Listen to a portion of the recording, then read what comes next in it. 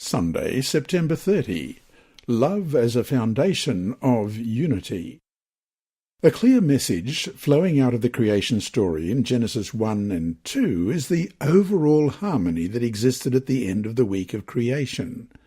God's final words, that all was very good, in chapter 1 verse 31, refer not only to aesthetic beauty, but also to the absence of any element of evil or discord when God finished making this world, and the humans who were to populate it.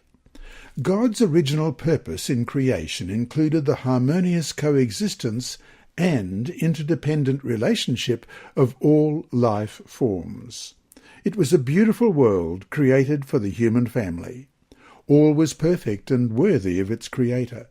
God's ideal and original purpose for the world was one of harmony, unity, and love. Question. Read Genesis 1, verses 26 and 27.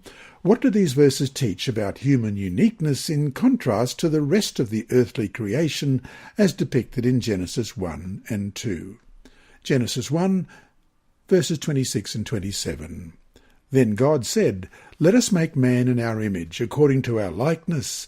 Let them have dominion over the fish of the sea, over the birds of the air, and over the cattle, over all the earth, and over every creeping thing that creeps on the earth." So God created man in his own image. In the image of God he created him. Male and female he created them. Genesis says that God created humankind in his image, something not said about anything else in the Genesis account.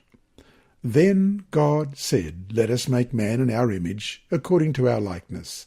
So God created man in his own image. In the image of God he created him. Male and female he created them. Although theologians have debated for centuries the exact nature of this image and the nature of God himself, many passages of Scripture present God's nature as love. Question. Read 1 John chapter 4, verses 7, 8 and 16. How can these verses help us to understand how we were originally created and how this could have impacted the original unity found at the creation? 1 John 4, verses 7 and 8. Beloved, let us love one another, for love is of God. And everyone who loves is born of God and knows God. He who does not love does not know God, for God is love. And the same chapter, verse 16. And we have known and believed the love that God has for us. God is love, and he who abides in love abides in God, and God in him. God is love, and because humans also can love, and in ways that the rest of the earthly creation certainly can't, to be created in his image must include the ability to love. Yet, love can exist only in relationship with others. Thus, whatever else being made in the image of God entails, it must entail the capacity to love, and to love deeply.